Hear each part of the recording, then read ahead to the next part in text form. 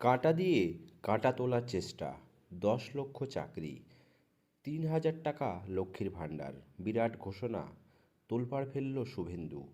মুখ্যমন্ত্রী মমতা বন্দ্যোপাধ্যায়ের বিরুদ্ধে তীব্র আক্রমণ ছাড়ালেন বিজেপি। রাজ্য বিধানসভায় পেশ হওয়া অন্তর্বর্তী বাজেটকে তোষণ রাজনীতি, অতল গহ্বরে ডুবে যাওয়ার স্পষ্ট প্রমাণ বলে মন্তব্য করলেন বিজেপির জাতীয় মুখপাত্র রাজ্যসভার সাংসদ সুধাংশু ত্রিবেদী। আরজি করের আর্থিক দুর্নীতিকাণ্ডে নয়ামোড় প্রাক্তন ডেপুটি সুপার আক্তার আলীর বিরুদ্ধে গ্রেপ্তারি পরোয়ানা।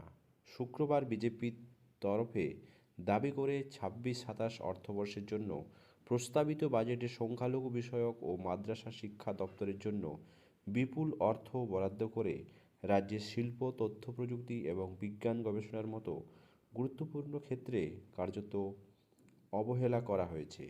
বৃহস্পতিবার বিধানসভায় পেশ হওয়া 4 থেকে 6 লক্ষ কোটি টাকার অন্তর্বর্তী বাজেটে মহিলা, যুব সমাজ এবং আশা কর্মীদের শিক্ষা বন্ধুদের জন্য নগদ সাহায্য ও ভাতা বৃদ্ধির ঘোষণা করেছেন, যা আসন্ন বিধানসভা নির্বাচনের আগে স্রেফ ভোটমুখী পদক্ষেপ বলেই অভিযোগ বিজেপির।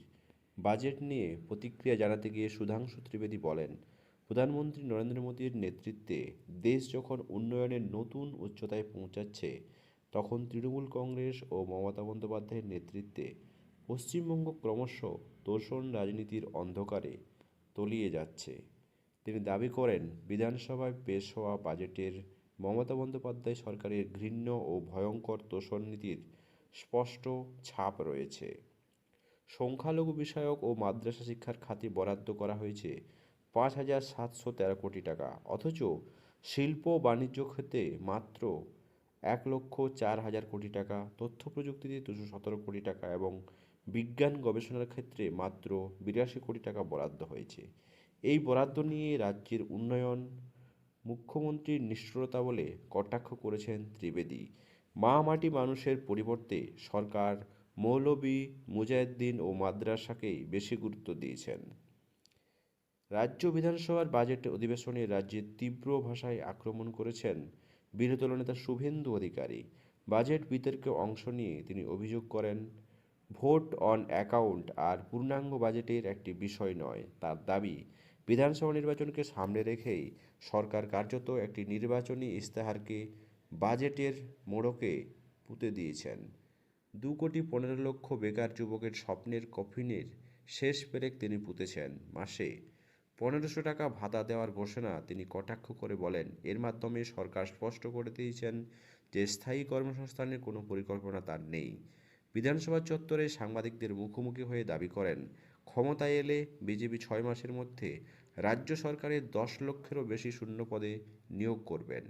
লক্ষ্মীর ভাণ্ডার 500 টাকা বৃদ্ধি নিয়েও কড়া সমালোচনা করেন। শুভেন্দু দাবি করেন, শুধু মহিলা ভোটারদের মন পেতে এই রাজনৈতিক কৌশল। তিনি বলেন, বিজেপি ক্ষমতায় এলে লক্ষ্মীর ভাণ্ডারের প্রতি উপভোক্তা মহিলাকে মাসে অন্তত 3,000 করে টাকা দেওয়া হবে এবং প্রথম মন্ত্রিসভা বৈঠকেই সেই সিদ্ধান্ত নেওয়া হবে। এখন দেখার বিষয়, সত্যি কি মানুষ এই পাতানো ফাঁদে পা দেবে, না মমতা সরকারকে আবার বেছে নেবে? অবশ্যই আপনার মত কমেন্ট বক্সে জানাবেন। চ্যানেল নতুন হলে সাবস্ক্রাইব করে পাশে থাকবেন।